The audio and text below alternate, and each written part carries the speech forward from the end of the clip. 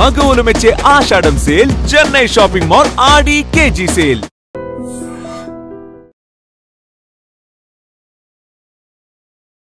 మారేడుమిల్లి మండలం చావిడికోట పంచాయతీ తుర్రవాడ గ్రామంలో తల్లిదండ్రులను అతి కిరాతకంగా నరికి చంపేశాడు ఓ కొడుకు. కారణం కూడా డబ్బులివ్వలేదని, తల్లి తండ్రి అని కూడా చూడకుండా నరికి చంపేశాడు. అద్దాల మల్లురెడ్డి 36 సంవత్సరాలున్నటువంటి వ్యక్తి. ఇతనికి పుట్టుకతోనే మతిస్థిమితం లేదు, వింతగా ప్రవర్తిస్తూ ఉంటాడు. ఇతను తన తల్లిదండ్రులతోనే తుర్రవాడ గ్రామంలో ఊరికి దూరంగా ఉన్నటువంటి ఓ చేను పక్కలో ఉంటున్నట్టు తెలుస్తోంది. అయితే తల్లిదండ్రులు అద్దాల సన్యాసిరెడ్డి 56 సంవత్సరాలు, అద్దాల బుడమ్మ ఆమెకు 53 ఏళ్ళు. అయితే నిన్న రాత్రి ఈ ముగ్గురికి కూడా, అంటే తల్లి తండ్రి కొడుకు, ఈ ముగ్గురికి గొడవ జరిగింది. తల్లిదండ్రులను డబ్బులు అడిగాడు, కానీ వారు ఇవ్వను అని చెప్పడంతో, లేవు అని చెప్పడంతో దాన్ని సహించలేకపోయాడు. కోపంతో ఆ తల్లి తండ్రిని నరికి చంపేశాడు. ప్రస్తుతమైతే మారేడుమిల్లి పోలీసులు సంఘటనా స్థలానికి చేరుకుని దర్యాప్తు అయితే చేస్తున్నారు. కానీ ఎంత దారుణమైన ఘటన అంటే చాలా వరకు మనం చూడొచ్చు, మానసిక స్థితి బాగోలేనటువంటి కొంతమంది పిల్లలు తల్లి తండ్రి అనే కూడా ప్రేమ లేకుండా బైపోలార్, ఈ మాట మనం రెగ్యులర్గా వింటూనే ఉంటాం. ఎందుకంటే పిల్లల్లో కొంతమందిలో బైపోలార్ డిసీజ్ ఉండటం, చూడటానికి చాలా అందంగా కనిపిస్తారు, అన్నీ నార్మల్గానే అనిపిస్తాయి, బట్ వాళ్ళ మైండ్ సెట్ మాత్రం చాలా డిఫికల్ట్గా ఉంటుంది. మానసిక స్థితి అంతగా బాగోదు, మెచ్యూరిటీ లెవెల్స్ కూడా అంతగా బాగోవు. అయితే వాళ్ళు ఎక్కువ శాతం మనం చూడొచ్చు, బైపోలార్ డిసీజ్ ఉన్నటువంటి వాళ్ళు ఎక్కువగా కోపంలోనికి ఎక్కువ వెళ్ళిపోతూ ఉంటారు. చిన్న చిన్న విషయాలను కూడా వాళ్ళు ఎదుర్కొనే శక్తి కోల్పోతూ ఉంటారు. అది అమ్మ నాన్న లేకపోతే ఇంట్లో ఉన్నటువంటి సొంత కుటుంబ సభ్యుల, అన్నయ్య అక్క చెల్ల అనే తారతమ్యాలు కూడా ఉండవు. వాళ్ళకి ఎలాంటి అనుబంధాలు కూడా ఆ సమయంలో గుర్తురాదు.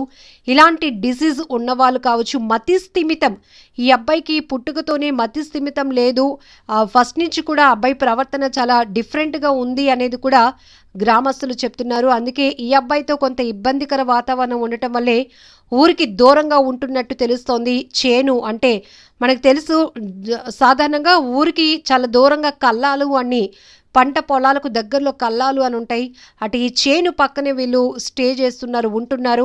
అలాంటిది ఎప్పటి నుంచో కూడా ఈ అబ్బాయి డబ్బు కోసం వేధిస్తూ ఉన్నాడు. అది కూడా తనకేమో అలవాట్లు ఉన్నాయా లేదా అని కాదు, ఆ డబ్బు కూడా పెద్ద మొత్తంలో కూడా అవసరమై ఉండదు వీళ్ళకి. కానీ ఏ చిన్న చిన్న వస్తువులు కొనుక్కోవడానికి తల్లిదండ్రుల మీద ప్రెషర్ ఇవ్వటం, బాగా ఒత్తిడి చేయటం, లేవు నాన్న అన్న కూడా అర్థం చేసుకోలేనటువంటి పరిస్థితి వాళ్ళకు ఉండదు. సో ఈ రకమైన మానసిక స్థితి సరిగ్గా లేకపోవడం అనేది ఇక్కడ అతను ఈ హత్యలకు కారకుడయ్యాడా అనేది కూడా ఒక రకమైన విశ్లేషణ చేసుకోవాల్సిందే. ఎందుకంటే జనరల్గా మనం సిటీ కల్చర్లో పిల్లల బిహేవియర్లో ఎలాంటి డిఫరెంట్లో మనకి కనిపించినా, తేడా కనిపించినా, వారిని మిగతా కుటుంబ సభ్యులు ఎవరికి వారి వల్ల ఎలాంటి హాని ఉండకూడదు అనే ఉద్దేశంతో వాళ్ళని ప్రత్యేకంగా ట్రీట్మెంట్ కోసం వేరే చోట పెడుతూ ఉండటము, ఇలాంటివి చేస్తూ ఉంటాం. వారికి అంత ఫ్రీడమ్, మిగతా పిల్లలతో పోలిస్తే వారికి అంత ఫ్రీడమ్ ఇవ్వకపోవటం, ఇలాంటివి చూస్తాం. కానీ ఇక్కడ విలేజ్ ఆ కల్చర్ కూడా ఎలా ఉంటుందో తెలుసు. ఇద్దరు తల్లి తండ్రి ఇద్దరు కూడా బాగా వృద్ధాప్యంలో ఉన్నవారు. అయితే మీ కొడుకు ఇలా చేస్తున్నాడు, మీ కొడుకు వాళ్ళని అన్నాడు, మీ కొడుకు అనవసరంగా వాళ్ళని కొట్టాడు, ఇలాంటి మాటలు అనిపించుకునేటప్పుడు ఈ వయసులో మనకి బిడ్డ వల్ల, కొడుకు వల్ల ఇన్ని మాటలు పడాలా అంటూ ఊరికి దూరంగా ఉండే పరిస్థితులు కూడా ఉంటాయి. ఎందుకంటే ఎక్కువగా ఆత్మాభిమానం కలిగినటువంటి వారుగా మనం చూడొచ్చు. ఈ పరిస్థితులు ఊరికి దూరంగా ఉంటున్నారు. కానీ డబ్బులు కావాలి అని పదే పదే ఆ వృద్ధాప్యంలో ఉన్నవారు డబ్బులు ఎక్కడి నుంచి తెస్తారు, ఎలా తెస్తారు, లేవు నాన్న, ఇవ్వము నాన్న అని చెప్పినప్పుడు ఆ అబ్బాయి వేరే రకంగా తీసుకున్నాడేమో, నా మాట వీళ్ళు వినటం లేదు అని ఆలోచనకు వెళ్ళాడేమో, కోపం తెచ్చేసుకున్నాడు. ఆ కోపంలోనే ఇద్దరిని కూడా నరికి చంపినట్లు తెలుస్తోంది. ఇది ప్రాథమికంగా అతను చేసినటువంటి, తల్లి తండ్రిని హత్య చేసినటువంటి కేసుకు సంబంధించి ప్రాథమికంగా ఉన్నటువంటి ఇన్ఫర్మేషన్. ఏది ఏమైనా చాలా బాధాకరమైన ఘటన. వినేవారికే కాదు, ఈ దృశ్యాలు చూసేవారికి కూడా గుండెలు అదిరిపోతున్నాయి. ఎందుకంటే కన్న తల్లిదండ్రులను కొడుకు చంపడం ఏంటి అనేది ఇప్పుడు ప్రతి ఒక్కరిని కదిలిస్తున్న అంశం. కాకపోతే ఇక్కడ మానసిక పరిస్థితి అనేది కూడా మనకు చెప్తున్నారు. చాలా బైపోలార్ డిసీజ్ మనకు తెలుసు. విశాఖపట్నం, మల్కాపురంలో కూడా సెల్ ఫోన్ చూడొద్దు అన్ని కొడుకును మందలిస్తుందని చెప్పి ఆ తల్లిని అతి దారుణంగా చంపేశాడు, హత్య చేశాడు. మళ్ళీ తనకేం తెలియలేనట్లు అమాయకంగా తన అన్నకి అమ్మ పైనుంటుంది చూడు అని మాటలు చెప్పాడు. అయితే అన్నయ్య కూడా ఊహించలేకపోయాడు, తల్లిని తన తమ్ముడే చంపాడా, ఇంత దారుణంగానే ఊహించలేకపోయాడు. పోలీసులు కస్టడీలోనికి తీసుకున్న తర్వాత అతను మెడికల్ ట్రీట్మెంట్కి పంపించిన తర్వాత వైద్యులు గుర్తించింది ఏంటంటే బైపోలార్ డిసీజ్ ఉంది. వీళ్ళకి పెద్దగా ఎమోషన్స్ ఉండవు.